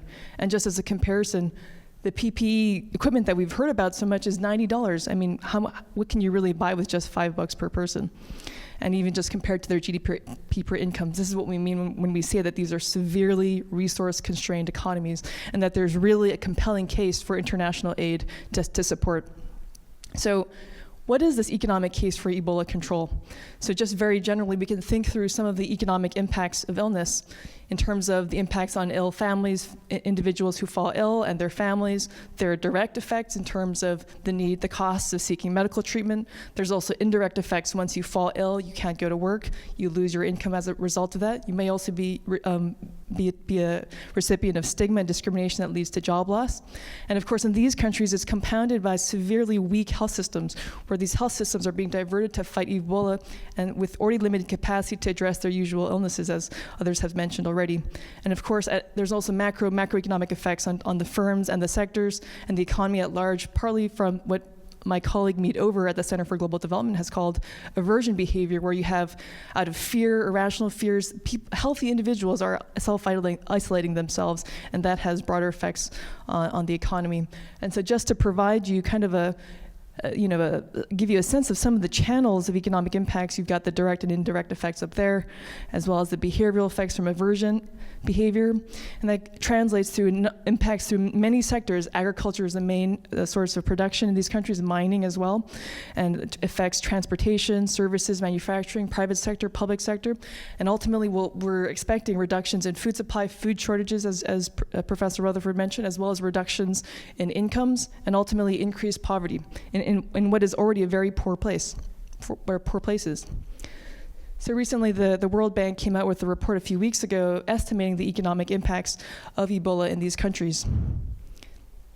And my colleague Mead Over at the Center for Global Development was one of the only non-World Bank economists working there. The rest were country economists in West Africa. And just to give you a summary, they find that an estimate of about $33 billion lost in 2014, 2015 in West Africa, where it's about a third of economic growth. And the epidemic is still growing, so this may actually still be an underestimate. And they conducted low and high scenarios, but it seems like the low scenario is already implausible. So just to give you a sense here, in West Africa, these a dozen or so countries in West Africa were expecting in 2014 and 2015 as many as $25 billion of lost GDP, or about 2 percentage points of lost economic growth. And in these 3 countries in particular, the red here is in their high Ebola case, which is still actually more conservative than the CDC case of, I think it was 1 million cases, 1.4 million cases. I think in their high high scenario, it's about 200,000 cases. In this scenario, it's still about $800 million of lost GDP in just these 3 countries. We're not even talking about the economic losses to Western countries, for example. And so in Liberia, it's already certain that we're going to see increased poverty rates. You can see here, so this is, the axis is a percentage of people living in poverty. So, as many as half of the population are living in poverty, and this is a very, very strict definition of poverty. We're talking about like $1.25 per person per day. This is, to go even below that is what we're seeing, expecting to see in 24 and 2015. So this is really about, the cost of inaction. Why should we be waiting until it costs us even more? And the $33 billion may not seem so catastrophic, but can potentially get even worse if we don't do something. And so from the perspective of West Africa, averting these large expected losses is a really good investment, especially if it's cheaper than the costs. So Benjamin Franklin said that an ounce of prevention, a pound of cure. And by comparison, the WHO has called for about $1 billion. It's actually just a fraction compared to what these countries are going to lose. And the result would be a tremendous global public good with benefits not only to West African countries, but also to US and other high-income countries. So I'm just going to give you a quick sampler of just some policies moving forward from an economic lens. The first question that I had was, as Professor Rutherford mentioned, is this current scale of intervention sufficient? And it seems it's probably not. Second question is, in the medium term, is this system for international cooperation for global health broken? And the third is about this R&D issue of finding vaccines for Ebola. So the first is about this current scale of intervention and the public health mantra of early detection, early response. I think we've seen that to some extent in Nigeria and Senegal. They found the 19 cases through, I think it says 18,000, but I think it's actually more than that, 20,000, it's also incorrect, it should be 20,000 interviews of potential cases. And so it's incredibly high cost effort in the front, but you avert many potential losses later on. And in the case of Liberia, the U.S. has deployed 17 of these Ebola treatment units with 100 beds. That's a few thousand, but it's likely that we're still not at the scale of intervention that we need. We probably need a few more thousand beds at least. And my colleague at NYU, Karen Greppen, has argued that we, as Professor Rutherford was saying, that we really do need some alternative and scalable models. It's really a matter of experimentation. And so moving forward, is this international system for global health broken? And so for those of you who are new to this global health space, this graph shows you how global health funding has grown over the past 2 decades or so, from 1990, from a couple of $1 billion up to $28 billion. But this little blue block there is the WHO. And you can see back in 1990, there were only a handful of other global health funders.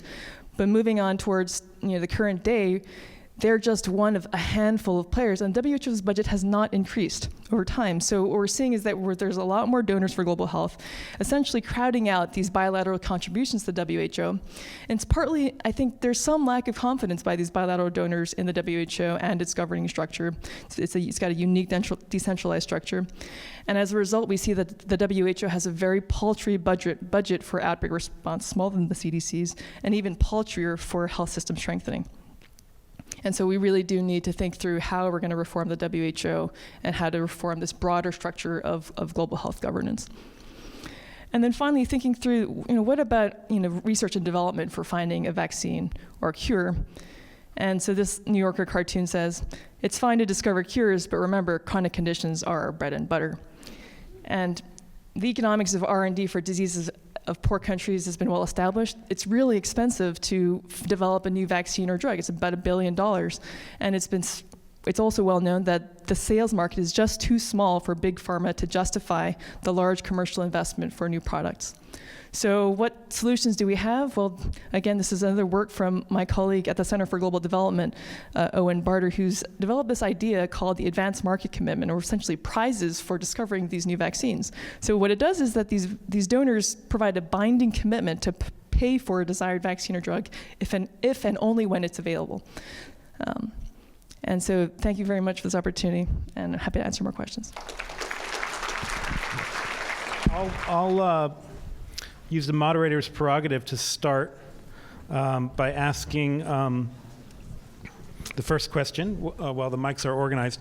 And that is, we've heard, George, from you about the situation in West Africa, and we've heard from Shruti about how prepared we are here in the States. But the question came up over the weekend about how to sort of a bridge between the two geographies, and that is, what do we do with people who have been working in West Africa and then return to the United States? So I'll let you answer that, George. Sure. Well, CDC's guidance, as Shruti says, is changing daily on this, and it changed again today, and I haven't looked it up yet, but I think what's happened.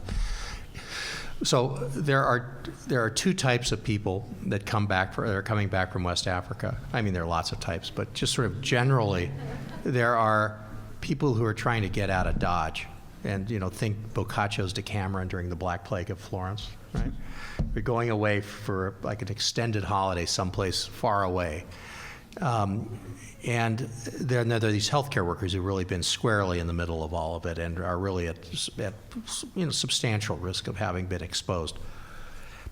What we're doing now is everybody who's coming from one of those three countries, again, Guinea-Conakry, Liberia, and Sierra Leone, are funneled through 5 airports in the United States, which are Kennedy, Newark, Dulles, Atlanta Hartsfield, Chicago O'Hare.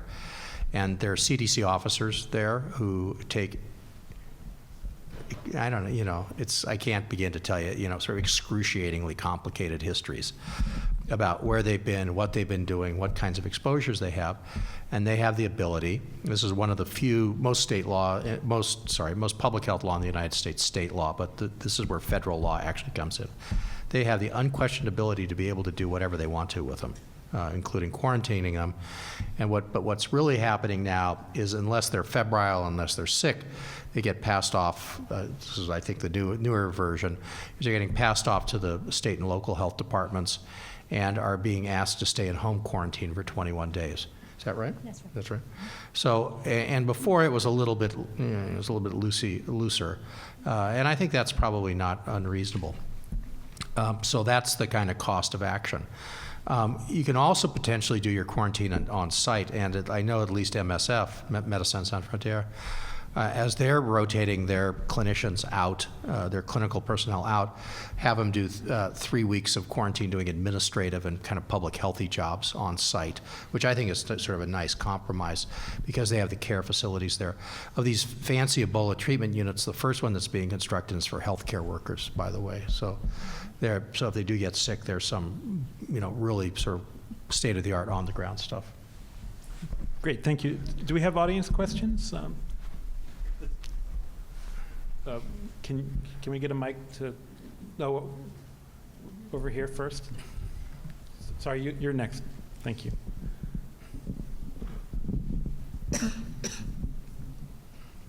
So if you have a healthcare facility that can treat, say, 100 patients, how many healthcare workers are needed for a facility of that size? 400. There's an exact number for this, and now you can have a few more, but that's what sort of staffing looks like. It's basically 4 to 1, 24-hour staffing.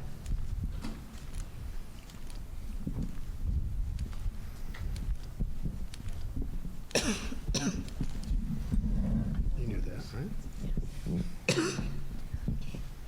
Thank you. Excellent discussion, subject matter, and all of the speakers. Very, very informative.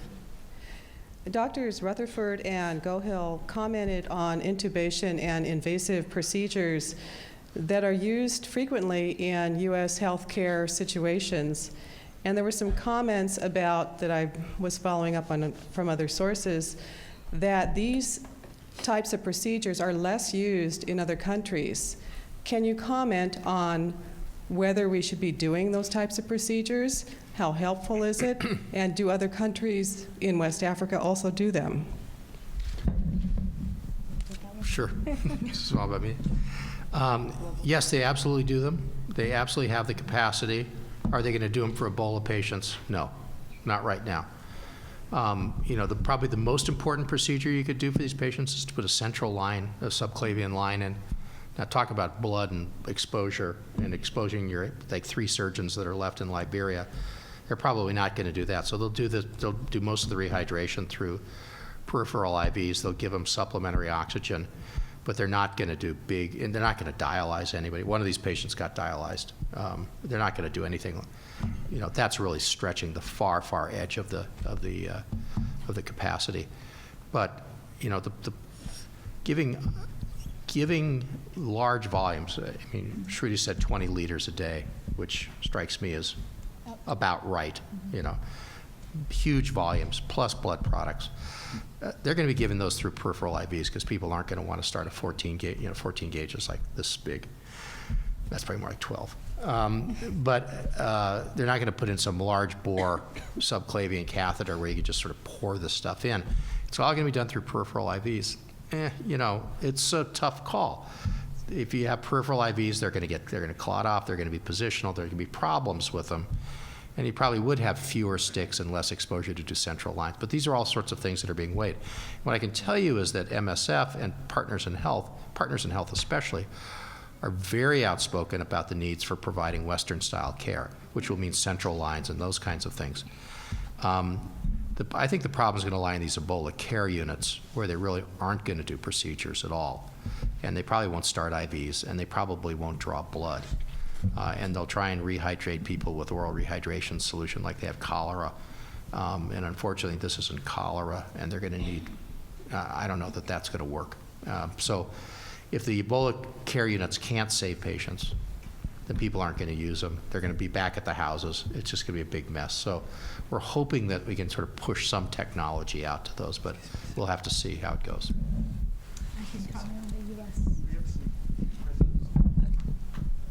I can just comment on the U.S. portion of that just real quick. In terms of intubation here, the idea would be to do as much as you can in a controlled environment in advance, preemptively as much as possible, and with the kind of gear that we have and the kind of facility and resources we can dedicate to a single patient as opposed to hundreds, thousands, it would allow for the safe intubation of a patient in our facilities. Although this is an area of controversy, I'm sure. So we have a question here in the front, and then on the left. How many major epidemics have there been over the past 30 years, and what are the major differences in how you handle them and what you expect to learn from these epidemics, from the thousands of people that died? That's a question for Dr. There have been multiple. There have been lots of major epidemics. HIV has really been in the last 30 years, at least as it's been recognized. 34 million deaths from HIV, 34 million living cases, 20 million plus deaths. There have probably been, I would say, if you're talking about large, multinational, large spread outbreaks, there have probably been a good 100. Now, they're all transmitted differently, and that's why the transmission part's so important. So HIV is obviously primarily transmitted sexually. Chikungunya virus, which is or dengue, are transmitted by mosquitoes. So that's a whole other set of parameters you have to deal with. This is far and away the largest hemorrhagic, well, except for dengue, which has the mosquitoes. This is far and away the largest hemorrhagic fever outbreak in history, at least that we know of. And so there's not a lot that we've learned in the last 100 years, last, say, 30 years, except for some of the other smaller Ebola outbreaks, right? Not heavily studied. I think, as Mike says, this is not a big, the Department of Defense likes to fund this stuff, but it's not a big NIH target. So I don't know that we have that much, we've gone to school that much on the last 30 years of stuff. Although we have for the media, that's clear. Mike, do you want to? I would just add to that with Ebola and Marburg collectively together since 1976, there have been about 30 outbreaks. Most of those outbreaks have not exceeded 100 patients, and that's because they occur in villages. I should say one more thing for the audience, and that George, I think, has touched on this as well. When you look at the exposure of family members, the morbidity and mortality in family members is disproportionately high among women over men. It's estimated in some of these outbreaks that 80% of the fatalities were in women, and the reason for that is the women are doing all of the ritual cleansing for burial and taking care of the sick patients, taking care of the sick children, and so they're placed at much higher risk. And so when you think about a family that relies on women to do so much of the work to maintain the family, it's really a devastating situation. There was a very interesting story in this morning's New York Times about this organization of Ebola survivors that is taking over the responsibility for care for the orphans who've been created by this infection. And that's the kind of thing we want to look for. It's really taking the responsibility locally rather than relying on outside agencies. I'm interested in the interrelationship between the viral infection and the life of the patient with the virus and the development of immunity. I have sort of a simplistic thinking that the first initial infections, the virus tends to want to go to the gastrointestinal tract. But later, perhaps the viral load builds up and affects all tissues to some greater or lesser degree. And I'm not sure just how the immune system can help and why it helps in some people and not in others. The initial target of the infection is the immune system, and it's the innate immune system. If you consider the phagocytic cells, the macrophage, the cells that would normally attack any kind of an object or any kind of an infection that infects your body, the reason some people survive and some people don't may have to do with dose, but it may also have to do with, again, with the possible low levels of background antibody in the population. And we really don't know what that number is. Again, we know very little about the background antibody to Ebola, to Lassa, to many other infections. I would disagree with one thing that George said, and that is that probably the largest outbreaks of hemorrhagic fever we've seen were yellow fever, which struck this country up until 1903. You said last 30 years, come on. In the last 3 years, that's right, in the last 30 years. But remember that when we think of this, that yellow fever almost shut down the government of the United States in 1787, because yellow fever struck Philadelphia and killed almost 10,000 people in Philadelphia. And so this is not beyond the scope of our experience as a country. Several questions over here, so the people with the mic, and then we'll get to you next. So Shelley first, and thank you.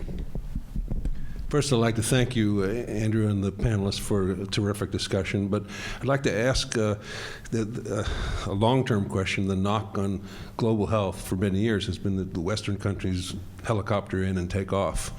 And with this investment, granted not enough, in all these treatment centers, is there any possibility of using this moment to turn them into more long-term kinds of projects? For example, George, you mentioned malaria that's not getting treated right now, a huge problem all over. Is there any thinking about the possibility of sustaining these units for vaccine trials, for antibody collection, for surveillance, sending medical students over, lots of people that want to do global health, and so forth? The example has been made of the way Firestone Rubber, which has extensive plantations in these countries, has been handling the infection on their own. They decided not to wait for outside people, but the company itself set up hospitals, clinics, treatment centers, and really set up first-class medical care for their employees. And they employ about 150,000 people, so it's not insignificant. And their success rate is much, much higher than the background in the community. But yeah, I mean, the $64,000 question here is how do you parlay this up into a lasting improvements for the healthcare system? And these units are made out of plastic; they're not going to last. There was a question over. Yes, go ahead. Okay. I was wondering if you guys could clarify something. So cooking the bat meat, so we heard that the bush meat is likely the cause. If cooking the bat meat doesn't kill the virus, then how is it that burning the waste in this country is going to kill the virus? Is it a temperature thing, or? Cooking the bat meat likely does kill the virus, but you have to prepare it. Okay, you so saw you the think picture it's of coming the through man with preparation. the big rodent, and then they split it open and they fillet it out and they smoke it. So in the process of preparation, this is exactly the same experience that we found with SARS in the live animal markets in Asia.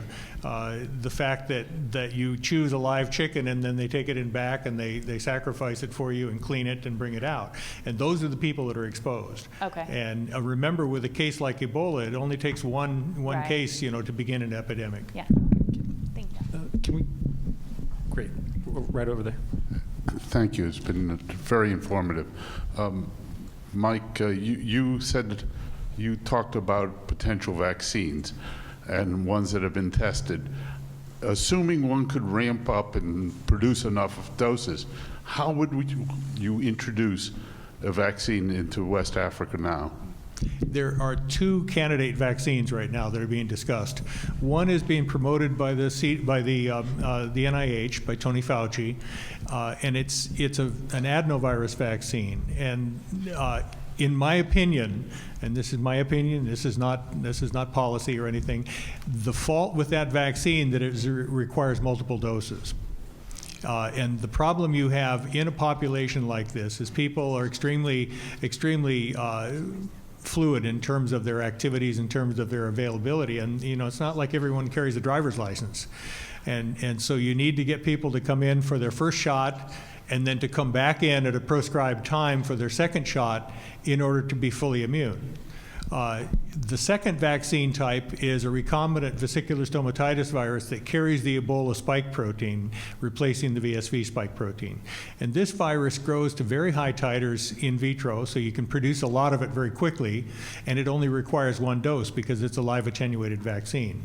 So that's the second one that was developed by Heinz Feldman and Thomas Geisbert at the Department of the Army and the NIH Rocky Mountain Labs in Canada Health, and is now just this week has been announced that it's going to be put into operation again. So I would favor that second vaccine because number one, we know that a live attenuated vaccine will induce a stronger response, and secondly, it requires only one dose. So, you know, you can bring people into a mass vaccine campaign and then turn them loose again with some surety that they will have been vaccinated. There is possible side effects, and that's the reason that we need to really do clinical trials. But that would be the quickest and certainly most adaptable vaccine right now. The danger is that the virus may evolve away from that antibody pressure. I would definitely vaccinate healthcare workers. So the woman in the far back there, you had your hand up. Can you please raise your hand between the questions so we know the people with the mics know where to go between? Thank you very much. Thank you.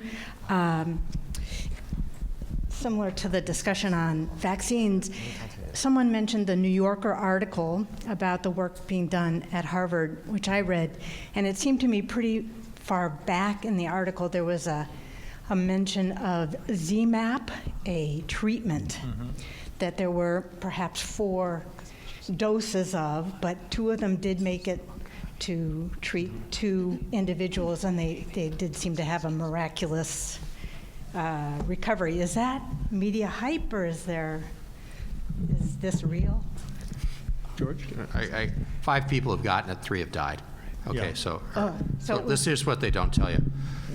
This is basically how we treated infectious diseases in the 1930s.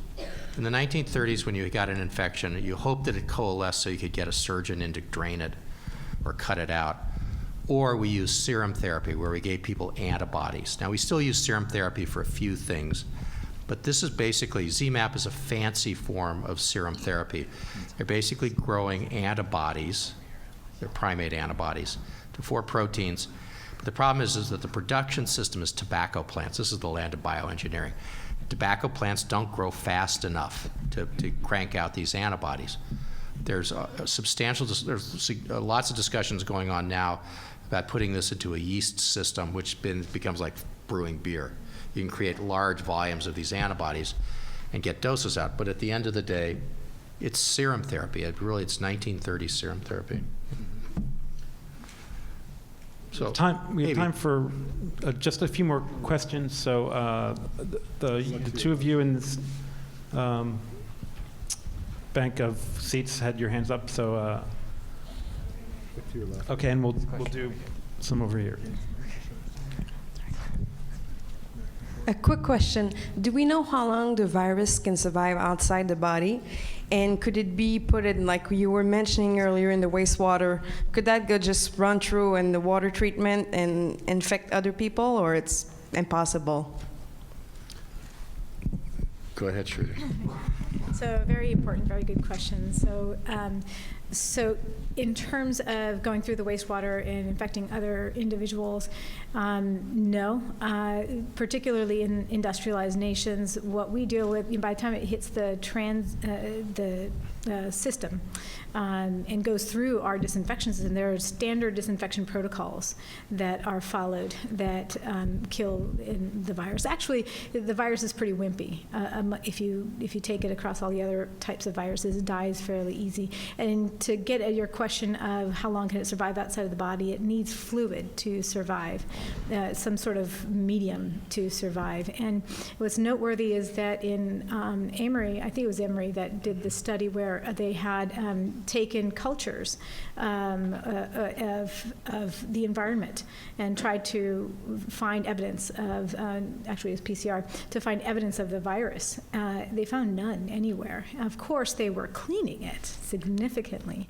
But I think that epidemiologically, you guys can speak to it much better than me, but in the worldwide setting, if it were true that it could survive outside the body in inanimate surfaces for prolonged periods of time in an infectable sort of format, then I think this would be much worse than it is. Hi, I know you mentioned that this virus is not airborne transmission. However, it does have the potential to be aerosolized, such as coughing, sneezing, laughing, and vomit. So my question is for healthcare workers, why is it when you see on television or even the lab workers that work at the biosafety level 4 facilities, since this is a biosafety level 4 virus, why is that we're not wearing positive pressure suits and having the hazmat level A suits and whatnot? Talk to it, I think. I think it's a very important question. I have another comment. And then in the event that they present into ED and they're symptomatic and they come along with large family members, what do we do with those family members too? Because I myself, I work at UCI Medical Center. I'm one of the RNs there. So all of the UC Medical Centers statewide are going to be they're chosen to be the Ebola receiving hospitals and whatnot. So what are we doing for preparing and for running drills? And is UCOP going to kind of oversee if we're all getting the same training and all same PPEs? And lots of questions embedded in there. I'll try to take it one by one. So with regard to this issue about airborne transmission and procedures and aerosolization, to my understanding, this is a theoretical risk. It's not something that we expect. The reason, the dissonance between what you see on TV, these sort of spacesuit type of things, and of course our own PPE coverage from head to toe, the dissonance between that and then the family who's sitting with the symptomatic patient for 4 days, actively nauseous, vomiting, and having diarrhea and not getting sick, that dissonance needs to be that needs to be bridged, and it goes to the heart of your question right there. And so, as Dr. Rutherford had mentioned before, it's really an issue of practicality, of comfortability of our healthcare workers who go in there and have to take care of the patient. And in the span of time that you would get aerosolization from something like Ebola, the proper mechanisms that you would recommend with a respirator and or a PAPR, not and, but an or. We do tuberculosis, bronchoscopy on tuberculosis patients, right? It's far more high risk procedure. So to answer your question, UCOP, by the way, is the University of California Office of the President, so just in case you got lost in our lingo. So on Friday, Governor Brown declared that the 5 UC academic medical centers, which are in San Diego, Irvine, Los Angeles, Davis, and San Francisco, would be were going to be the first ports of entry for Ebola patients. They didn't quite say it that way, but that was the idea, that they would be that they were the frontline facilities. They're going to be the frontline facilities for a week, and then it's expected that Kaiser and Sutter and everybody else is going to catch up. So it was a kind of a temporary stopgap announcement. UCOP and the, sorry, I'm trying to look at you through the, you look an awful lot like the podium from here. The UCOP through the office of the, there's a vice president for medical affairs. They are overseeing the, just trying to look. They are overseeing the, trying to standardize what's going on at the medical centers. There is local planning, obviously, but yeah, there is some oversight of that. Is it as tight as it should be? I kind of think it probably is.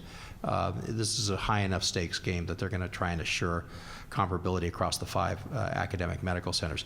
Now, when I say 5 academic medical centers, so at UCSF, where there are 4 different hospitals with completely different managements, So San Francisco General is one, the UC Medical Center, which actually is 2 separate hospitals, the VA, and then Children's Hospital Oakland, which has just kind of come into the family. There are 4 separate plans for those, but it's the UC Medical Center, the UCSF Medical Center, that's the one we're talking about. The others have their contingency plans in case somebody walks through the door, but the idea is that they're going to get concentrated down. Now, this kind of begs the larger question for CDC, which is, if we have 11 biocontainment beds, what are we doing screwing around letting these people be at Texas Presbyterian Hospital? You know, whose idea was that? And I think that they need to take a big step back and think about this. Now, obviously, if we're going to talk about hundreds of patients, and I think we'll probably talk about tens eventually, it's just going to happen. There's going to be leakage from these countries. There's so much disease there, which is why it's so important to attack it there and not kind of wait for it to come here and, you know, play guess who's got Ebola. It's, you know, the response, I think the biocontainment facilities, you know, which are in Bethesda and Atlanta and Nebraska and inexplicably in Missoula, Montana, you know, with 11 beds, that's probably about the capacity we need. And, you know, I think there's a real question, a policy question floating around, which is whether they should transport all the patients there. Now, before you get the engines revved up and, you know, get it all set over there, you're going to be stuck with these guys for a couple of days. So yeah, you need to have the preparedness, and I think we probably will concentrate down regionally, and then really think about moving them to these really high-grade facilities for the course of their illness. Again, within current numbers, we could pull that off. Thanks, George. I'm afraid we're out of time. It's already 8:10, and we're supposed to go till 8. I know there's a lot of interest in this topic. There is some information up on the URL that's on the screen, and that will be updated as time goes on. Let's thank our panelists once again.